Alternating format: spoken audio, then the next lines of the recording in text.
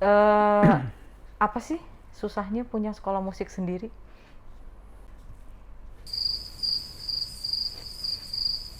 Hmm, Perhatian, perhatian. Anda sedang berada di ruang cerita santai non-edukatif bersama seminar edukasi musik.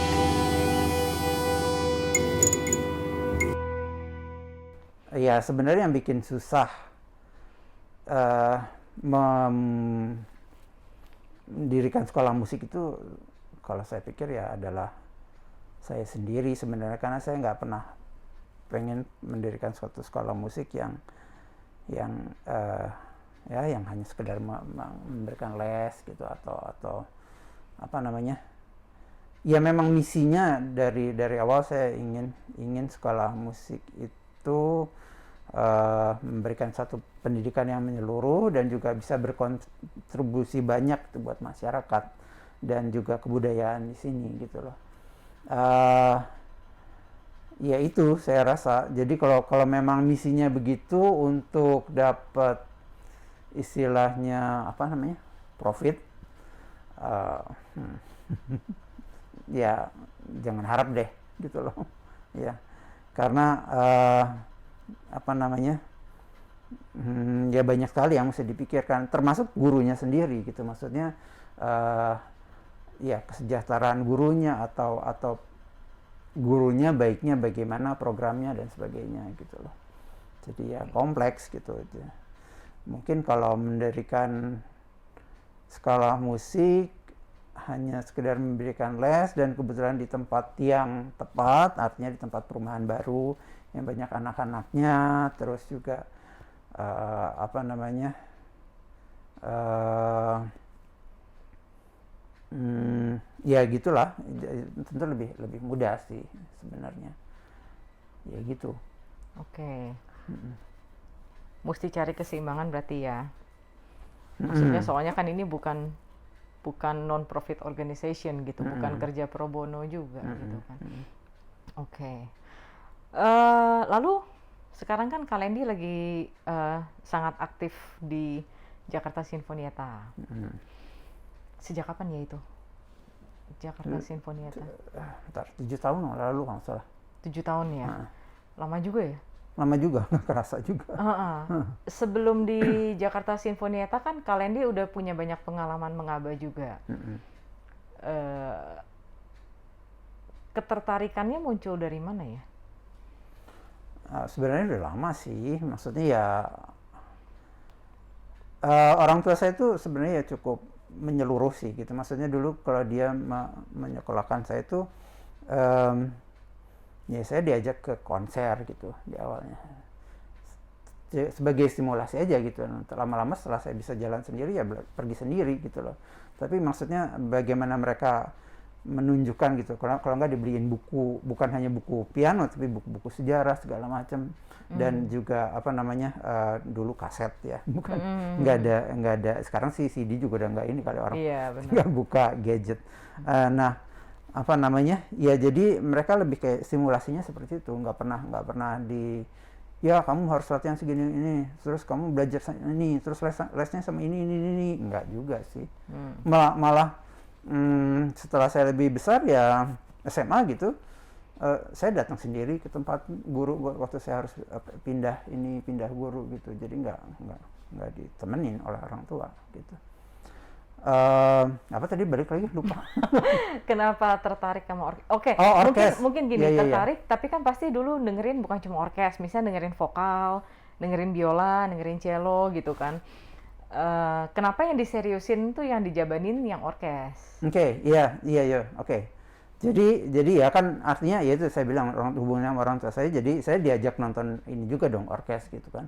Akhirnya saya sendiri pergi, pernah dulu ada satu orkes ASEAN gitu, music kan, saya sendiri ke Jakarta dan mau nonton itu gitu loh. Apa namanya? Ya di situ saya tertarik tuh. Terus kalau dibilang alat musiknya, alat musik lain, ya kalau nyanyi udah pasti enggak lah, karena nggak ada modal. Bukan modal finansial. Iya. Nah, Alat musik sebenarnya saya kan dulu main apa namanya Biola. bukan main marching band. Oh, Jadi iya, saya iya. belajar saksofon sendiri, belajar klarinet sendiri, juga flute gitu segala macam. Ya akhirnya bisa-bisa dikit niup-niup sih pasti bisa gitu loh. Apa namanya? Nah, ya ya mungkin karena memang kalau orkes ya karena itu adalah satu pencapaian musik instrumental yang paling tinggi sih di musik barat kan. Jadi ya itu yang bikin saya tertarik. Dulu sih nggak sadar bahwa itu satu, ya dulu kan kayak wah asik gitu. Tapi sekarang baru mikir bahwa itu sebenarnya satu pencapaian musik instrumental yang paling tinggi. Setelah itu kan opera, which is yang menggabungkan apa drama dengan musik gitu. Ya gitu. Jadi, nah dan saya sendiri kemudian sebenarnya memang sudah melatih sebelum saya pergi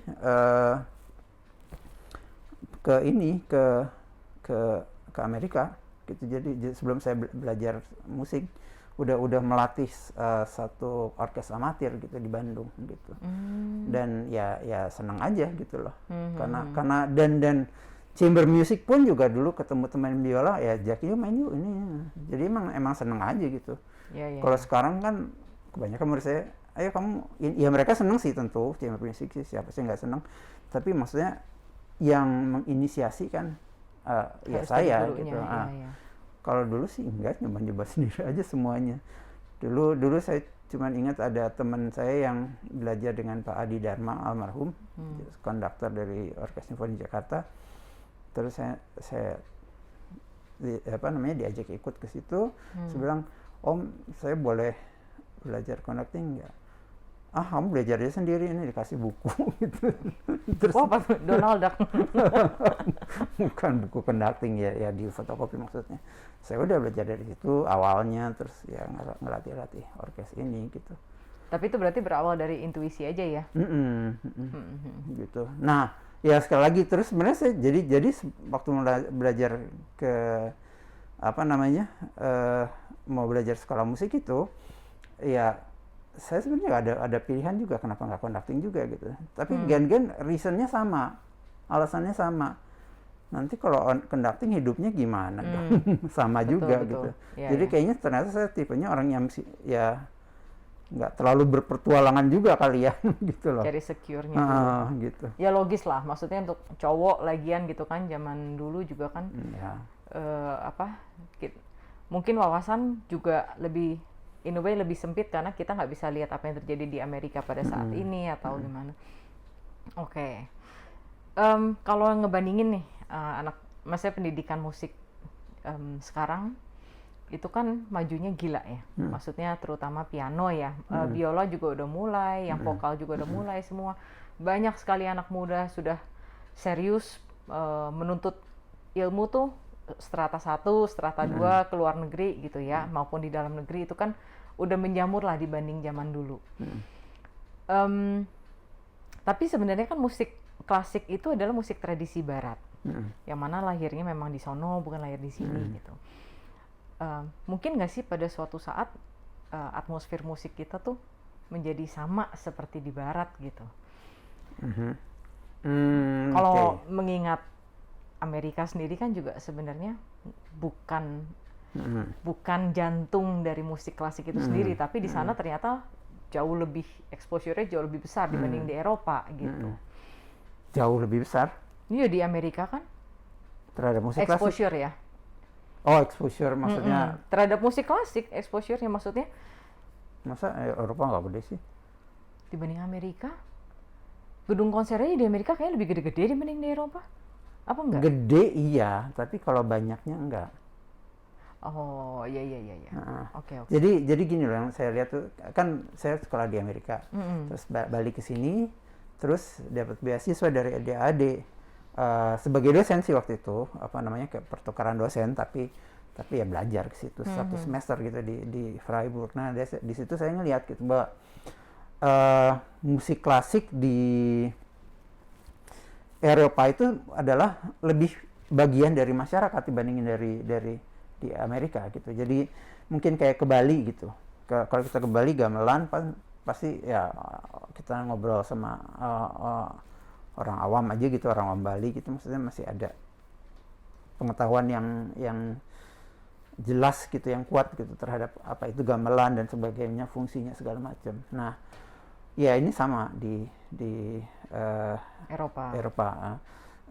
Saya ke Amerika ya, saya waktu dulu aja kan, ya saya kan tinggal di dorm misalnya lagi ada ada Thanksgiving gitu, suka ada keluarga yang ngundang gitu, terus ya udah nyobain gitu. Ya mereka tuh masih bisa nanya, oh kamu sekolah musik ya, jadi kamu belajar sebuah alat musik dong di sana. Aku gubrak Indonesia apa Amerika ya? Iya. Oke. Ya padahal itu keluarga yang lumayan ini sih, maksudnya ya well off lah gitu loh. Ya jadi kalau Eropa, saya pernah di Jerman kan dulu juga, karena Jerman kan katanya kan deket-deket gitu. Jadi kalau mau nonton musik konser gitu, tiba-tiba ada Uchida di situ, samperin sejam naik kereta gitu. Terus sempat dengar gitu ada kayaknya sih dia sih kayak pekerja apa ya, bangunan atau tukang sapu apa gitu loh pokoknya. Dia ngomongin tentang Beethoven dan dengan temannya gitu. Saya sampai wow gitu loh. Maksudnya itu nggak jarang terjadi di Amerika sih gitu loh. Iya. Jadi lebih mendarah daging ya. Memang bagian dari gitu, budaya mereka juga sih. Mungkin kalau di Amerika lebih lebih fokus ke show-nya kali ya, showbiz-nya. Maksudnya kalau menyelenggarakan, kalau apa tuh grande gitu. Iya. Sistemnya bagus sih kalau di Amerika soal itunya gitu memang. Ya tapi balik lagi ke pertanyaan tadi. Sebenarnya itu hubungannya sih sama ini sih, faktor sosial ekonomi. Kita jangan membandingkan dengan Amerika lah, kita bandingkan dengan Korea, dengan Cina. Even Jepang aja jangan kita bandingkan, karena ternyata waktu di zaman 43 atau 42 dulu ya, 43. Ibu saya cerita bahwa dulu ada orkes dari Jepang datang ke sini bersama paduan suara membawakan simfoni nomor 9 Beethoven. Wow. Ini Jepang udah lama kalau gitu ya udah nggak usah dibandingin gitu. Dan dulu Korea sih baru sih emang Korsel ya. Korea sama Cina kan sekarang juga itu Cina yang lagi booming banget gitu loh. Ya jadi kita lihat dari ininya, faktor sosial ekonominya gitu. Kalau mereka kemudian berkembang ya udah gitu, mantep deh gitunya. Jadi ya kalau mau dibilang akan menjadi kayak Eropa, nggak tahu ya, itu susah gitu. Apa kayak misalnya kita belajar gamelan di California gitu, itu ada beberapa ahli gamelan kayak yang datang dari Bali gitu. Apa akan berasa sama gitu dengan di Bali? Ya nggak mungkin gitu sih kalau itu. Cuman kalau sampai kayak di Korea dan di ini ya bisa ya, tergantung yang faktor lainnya gitu loh. Betul. Soalnya secara bibit harusnya kita nggak kalah ya. Ya. Dan orangnya kan banyak kan di Indonesia. Sebenarnya kalah banyak sama Cina sih. Itu sih. Bonus demografinya jauh. Tapi Cina itu sebenarnya itu tuh sebenarnya kan masih belum terlalu merata gitu kan. Jadi kalau kita lihat kualitas pendidikan ya memang kalau di Shanghai sama di Beijing ya wow gitu. Tapi begitu kita ke daerah mana gitu, nanti saya lihat mereka bisa main piano lebih jelek dari di Indonesia gitu loh. Betul. Iya. Jadi range-nya jauh. Terus kalau kalian sekarang ngelihat pendidikan musik di Indonesia atau mungkin di kota-kota besar lah ya, yang ngetren kan Jakarta, Surabaya, Medan, piano lah ngomongin. Ada concern tertentu kah? Maksudnya dibandingkan dengan zaman kalian di dulu atau tahun 90-an? Iya, sebenarnya ada sih. Yaitu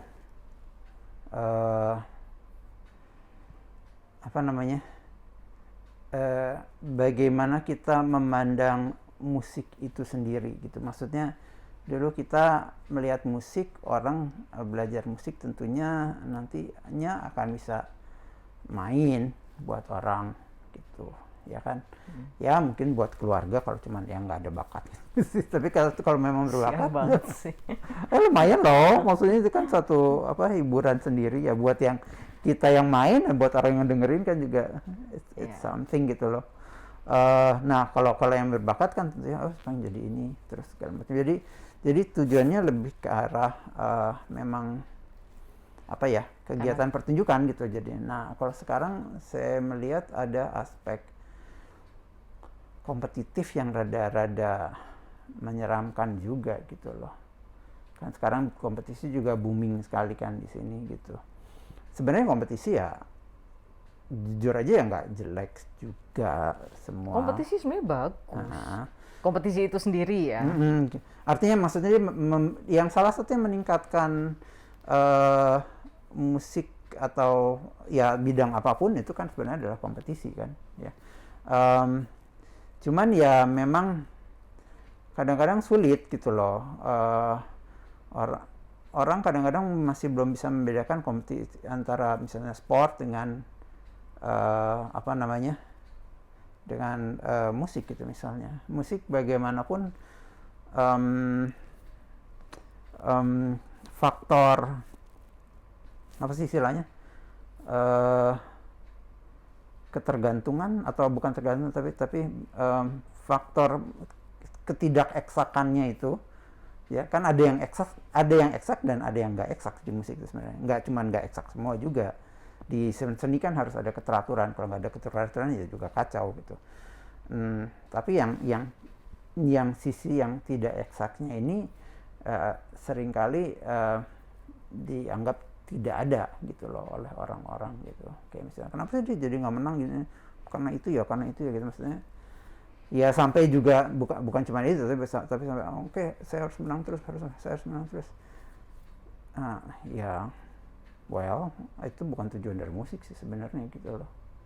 Mungkin juga karena lack of knowledge. Maksudnya karena mereka kurang memahami bidang musik itu sendiri, sehingga kalau orang nggak paham kan biasanya nyari SOP-nya gimana nih, apa nih yang dinilai apa aja gitu. Sebenarnya kalau kayak olahraga kan juga ada beberapa yang lu start dengan nilai 100, nanti kalau landingnya nggak bagus kurang berapa, kalau gerakan apanya miring kurang berapa gitu. Jadi itu kan jelas. Tapi ada juga olahraga yang memang nggak ada begitunya gitu kan. Maksudnya itu kan beda-beda gitu tiap bidang. Jadi mungkin orang yang nggak ngerti yang mencari pegangan gitu loh. Iya, sebenarnya seorang anak yang memang sudah suka dengan musik sendiri itu pada dasarnya sih nggak terlalu peduli sih soal itu gitu loh. Cuman kadang-kadang faktor tekanan dari kebanyakan sih orang tua sih gitu loh. Dan orang tuanya biasanya juga nggak ngerti juga gitu. Kadang-kadang ngerti juga tapi kebawa ego sendiri sih. Susah juga sih kalau udah kebawa ego ya dianggap. Iya. Ya. Ya salah satunya kan tugas guru juga untuk ngasih ngerti kan sebenarnya. Nah ya itu agak bahaya gitu. Maksudnya sampai Bartok bilang bahwa apa yang Bartok bilang tuh, kompetisi hanya untuk kuda. Oh iya. Oke, well ya nggak segitu amat sih sebenarnya gitu. Cuman ya hati-hati gitu loh. Dan tahu sih ini sih ya nggak apa-apa, saya dengar, saya sebutkan di sini aja. Tadi saya baru menyetir dan saya masang CD-nya Sam Haywood. Dan saya pikir ini kalau orang suruh nebak, bisa nggak kepikir itu bahwa itu Sam Haywood? Pasti mikirnya Paulini lah, siapalah. Tapi kualitasnya kan segitu gitu loh. Ya itu musik gitu loh. Maksudnya bisa yang sebagus itu juga tidak mendapat apresiasi yang para superstar itu gitu. Dan aku kemarin waktu jalan-jalan bukan kemarin sih, tiap kali ke Eropa juga melihat itu gitu. Kadang-kadang pergi ke konser kecil yang cuma di library gitu, buset asik banget, yang mainnya bagus banget gitu loh, maksudnya sangat tersentuh gitu. Terus nonton di konser Kebau, gedung konser yang prestigious, terus nah kok gini aja sih gitu loh. Iya kan, jadi kan maksudnya ya kita nggak harus melihat musik dari kalau dia bisa main di konser Kebau, dia akan menjadi, pokoknya orang pasti akan sangat terkesan gitu dengan dia. Ya nggak juga sih gitu loh. Ya itulah susah sih. Itu memang seni. Salah satu yang dilihat nyata ya sebagai pegangan, kayak pasti dimasukin di CV kalau anaknya udah pernah main di Carnegie Hall di mana gitu kan. Soalnya ya itu mungkin lack of knowledge itu sendiri, dan nggak bisa disalahin karena nggak semua orang, bahkan sama-sama guru piano aja kan berbeda gitu ininya apa pengamatannya. Jadi bagaimana sebaiknya menyikapi kompetisi agar tidak kebablas atau apa ya, maksudnya agar membawa dampak yang positif gitu loh. Kalau saya sih sejujurnya ya, dari pengalaman saya dengan murid-murid saya yang ada dan para orang tuanya dan sebagaimana ya adanya gitu, lepasin aja semuanya ke si siswanya gitu. Maksudnya saya sangat beruntung punya orang tua seperti saya gitu yang hanya memberikan ya buku lah, inilah yuk aja yuk kita ke konser ini, dan selebihnya terserah kamu. Saya juga ikut kompetisi dulu. Ya dia menang-menang juga sih di Indonesia sih gitu. Cuman so what gitu sekarang. Saya pikir juga apa artinya gitu. Dan ya orang tua saya sih nggak pernah nyuruh saya latihan atau apa gitu. Cuman pas dapat ini ya bagus. Misalnya nggak dapat itu, ya kamu sih kurang latihan. Ya gitu aja gitu. Ya udah gitu, maksudnya juga kalau kita kurang latihan kan sebenarnya nggak usah dibilang, juga semua juga tahu anaknya gitu. Ya, jadi maksudnya ya oke, ikut kompetisi boleh, tapi kita juga harus selalu mengingatkan bahwa itu bukan tujuan akhir dari seni gitu. Ya bedanya dengan sport memang adalah kalau kompetisi adalah tujuan akhir sih. Iya kan? Iya. Kalau nggak menang gitu di sport, ngapain lu gitu loh. Tapi kalau ini sih enggak gitu. Karena juga yang nggak menang aja juga, ya saya tadi udah kasih contoh gitu. Satu pianis yang nggak terlalu, yang nggak ya internasional tapi nggak superstar, nggak papan atas, bisa mempunyai kualitas yang sama dengan papan atas gitu. Nggak, soalnya musik juga sangat personal ya. Maksudnya permainan seorang Sam Haywood mungkin bisa bikin Kalendi tersentuh banget sampai nangis dengarnya. Padahal mungkin kalau orang lain denger ya biasa aja. Sepanjang aku ngomong sama orang sih jarang sih bilang biasa. Oh gitu ya. Iya enggak. Ya emang dia bagus banget sih. Emang dia bagus banget sih. Dari berapa kali datang ke sini udah. Ya oke. Terus tadi mau kemana sih intinya ngomongin Sam? Ini tadi apa sih? Kompetisi. Ya oke. Jadi mungkin dari orang tua lebih baik ngasih stimulus aja gitu ya, ngasih environment, ngasih lingkungan, tapi nggak usah dikasih rambu-rambu belok di mana, lurus di mana, tapi kasih dukungan aja environment. Dan saya rasa juga nggak usah ditargetkan harus menang gitu. Maksudnya kalau kita ikut kompetisi, pastilah kita pengen menang. Kalau nggak ngapain juga kita ikut kompetisi. Betul. Jadi ya santai aja gitu orang tuanya. Meskipun mungkin panas juga gitu, tapi pura-pura cool aja gitu. Sebab itu kan semua masih proses ya, bagian dari proses. Toh menang hari ini juga besok bisa kalah dan sebaliknya. Ya. Oke, terakhir banget nih Kalendi, apa harapannya untuk anak-anak muda atau orang tua yang sekarang sedang menonton? Harapannya apa untuk bisa mengembangkan pendidikan musik di Indonesia ini? Oke. Ya sebenarnya yang baru saja kita bahas tadi itu salah satu harapan saya gitu, bahwa coba memandang musik sebagai seni gitu, dan which is sebenarnya kalau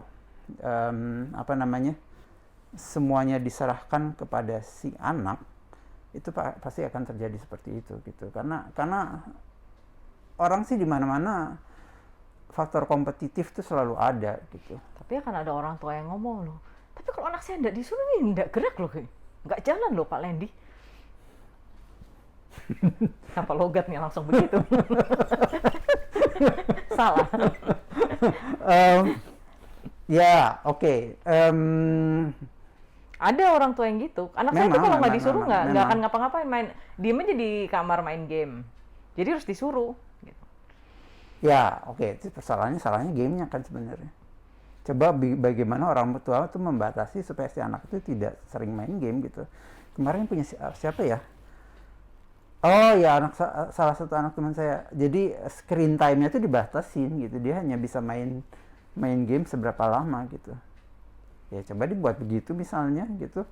Dan otomatis kan si anak akan mencari kegiatan lain gitu. Itu ya salah satu kejelekan game sih. Termasuk kejelekan buat saya gitu. Kalau saya stres kan bawaannya lagi game aja lah biar nggak mikir apa-apa gitu loh. Which is not good gitu. Dulu saya ingat waktu sebelum ada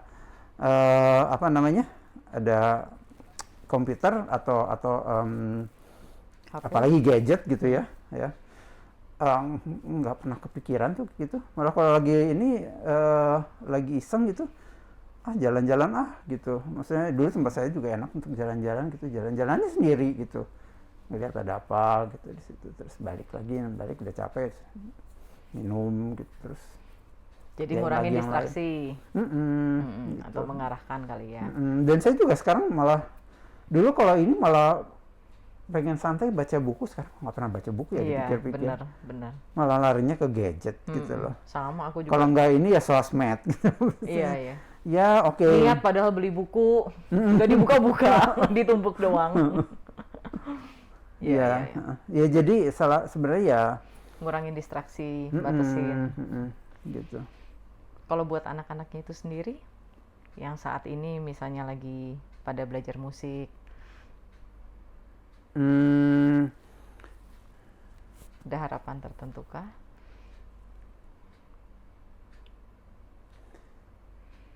Enggak sih, maksudnya kalau memang sudah ini musik ya coba ditekuni dengan serius aja gitu. Dan musik itu juga sebenarnya luas, maksudnya bidang musik, bidang pekerjaan musik itu luas gitu. Dari yang kayak tampil, tapi yang tampil itu juga tidak hanya bisa tampil kalau tidak ada yang lain. Jadi misalnya ada concert manager itu juga penting. Terus juga misalnya pendidikan gitu, yang bisa bikin dia tampil siapa, guru juga penting. Banyak sekali sih sebenarnya ininya, bahkan sampai ke mungkin televisi kalau ada nanti, atau radio yang mengkhususkan di bidang musik gitu misalnya. Itu sound kan juga engineer. Ya, sound engineer juga sekarang juga penting banget gitu, dan itu harus pengetahuan musiknya harus dalam banget, kalau enggak juga gimana mau mengolah suaranya kan. Jadi ya seperti itu sih. Jadi ya pertama-tama sekarang lagi belajar apa ya ditekuni dengan baik sebaik mungkin, terus nanti kalau sudah mulai bekerja kita lihat peluang apa yang bisa ternyata ini, dan kalau ternyata masih ada yang harus dipelajari, kita pelajari lagi. Pokoknya yang jelas kita tuh nggak akan pernah berhenti belajar. Dan saya ngerasa ini sebenarnya juga 7 tahun terakhir ini saya kan mulai mengaba dengan intens. Itu saya merasa bahwa sebenarnya saya belajar banyak gitu di situ. Gitu. Ya macam-macam, dari hal mengabanya sendiri dan juga dari segi musiknya itu sendiri gitu. Sejarah lah, inilah itulah semua gitu. Pasti. Ya gitu sih.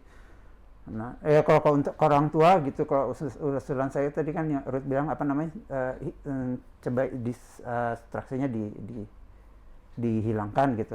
Salah satu lagi adalah memberi stimulasi yang lain gitu. Jadi jangan misalnya pengen kuat langsung disuntik apa gitu biar kuat, enggak, tapi dikasih makanan apa lain yang membuat dia menjadi kuat gitu loh. Jadi mungkin lebih ke menumbuhkan kecintaan itu dulu kali ya terhadap musik ya. Jangan suruh dia latihan, tapi gimana caranya supaya dia tuh tertarik atau lebih kepingin dengan macam-macam. Dan kalau memang nggak kepingin ya juga jangan dipaksa gitu.